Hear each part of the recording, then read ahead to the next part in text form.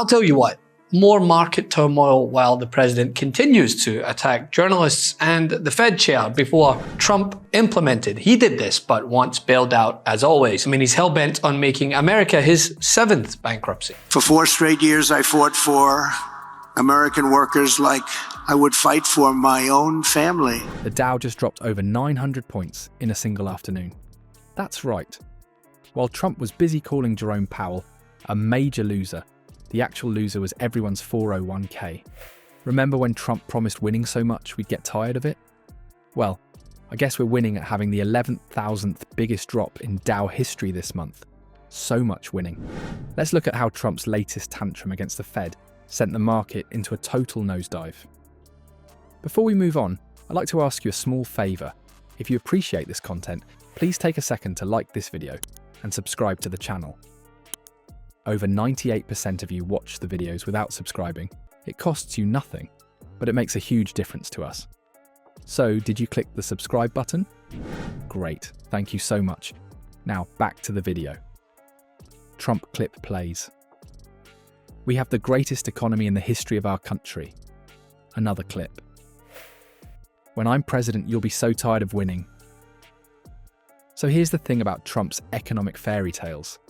The man loves bragging about his economic superpowers almost as much as he loves his weird, little red ties. But this week, reality crashed into his fantasy world harder than his golf cart into a sand trap. Let's rewind to Monday. While Trump was busy promising economic miracles if he gets back into office. Very unwelcome on this Monday afternoon. A sea of red, as I've been saying all morning. The Dow now off 944 points. It's about... I took care of our economy like I would take care of my own company. Wall Street was having what experts call a total meltdown. The Dow dropped over 900 points in a single day. The S&P 500 down 3%. And the tech-heavy Nasdaq got absolutely pummeled even worse. This wasn't just a bad day at the office. We're talking about the kind of market bloodbath that has financial experts using words like catastrophic and terrifying. You know, the exact opposite of greatest economy ever. But wait, it gets better. This nosedive marks the 11,000th biggest drop in Dow history. And if that doesn't sound impressive enough, consider this. It's the 4th major crash this month alone. So much for all that winning Trump promised. I don't know about you, but I'm getting pretty tired of this particular kind of winning. So what do you think it means for the economy now? I think we're jumping into recession. You never just glide in. We're going into it right now. For 4 straight years, I fought for American workers like I would fight for my own family. Let's dig into the actual numbers, which Trump hates because they don't lie like he does. The S&P 500 is currently down 16% from its 52-week high.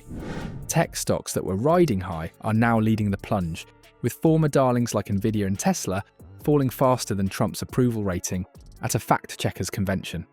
What's really freaking out financial experts is that both stocks and treasuries got hammered simultaneously. That's not normal, folks. Usually when stocks go down, treasuries act like a safety cushion. I'll tell you what, more market turmoil while the president continues to attack journalists and the Fed chair before Trump implemented. He did this, but once bailed out as always. I mean, he's hell-bent on making America his 7th bankruptcy. The financial equivalent of running to your mum when the other kids are being mean. But this time, no cushion. Just hard concrete all the way down. The most delicious part of this economic disaster. Even Trump's besties at Fox News are turning on him. These are the same people who would normally defend Trump if he claimed the sky was plaid and hamsters could speak French. But now they're calling his economic approach a chaotic mess. When you've lost Fox News, you've really messed up. That's like McDonald's saying your diet is unhealthy. So what exactly did our orange financial wizard say to trigger this meltdown? What could possibly be so bad that it sent markets into a tailspin? Then blaming said people he just attacked for the Dow plummeting over 1,000 points. This comes as Trump amped up attacks against the Fed chair last week, pushing Powell to lower interest rates to offset the inflationary impacts. Dramatic pause. Trump called Jerome Powell, the chair of the Federal Reserve, the person who basically controls our entire monetary policy, a major loser.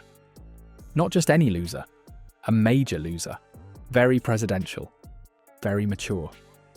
He then demanded lower interest rates while essentially threatening the Fed's independence. For those who skipped Economics 101, the Federal Reserve is supposed to be independent from political pressure. There's a reason for that. When politicians start messing with monetary policy to win elections, bad things happen. Like hyperinflation wheelbarrows full of cash to buy bread bad. Are you bringing up Signal again? I thought they gave that up 2 weeks ago. There was a new report this weekend that he used it in a separate chat that included some family. Meaning, for those who don't speak grifter, my economic policies are causing a recession, so can I please find someone else to blame? But understanding basic economic principles has never been Trump's strong suit. This is a man who managed to bankrupt a casino, a business where people literally walk in and hand you their money. The house always wins, except when Trump is running the house. The market reaction wasn't just because Trump was being mean to Powell. It's because investors suddenly realised that Trump might actually try to bully the Fed into keeping interest rates artificially low. That kind of political interference would send inflation skyrocketing faster than Elon Musk's ego after a successful rocket launch. Remember how bad inflation was in 2022? Imagine that, but with an extra helping of economic chaos on top. That's what has Wall Street sweating through their expensive suits. It's just all just the same old stuff from the video.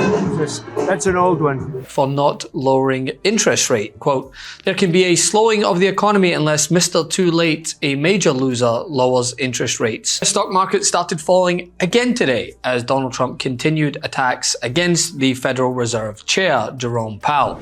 Trump's bizarre economic stance is like watching someone try to put out a fire with gasoline while insisting they're using water. The truly wild part is that lower rates would actually help Trump personally with his mountain of debt. Surely just a coincidence. And here's the kicker. This is the same guy who once tweeted, "I am a tariff man."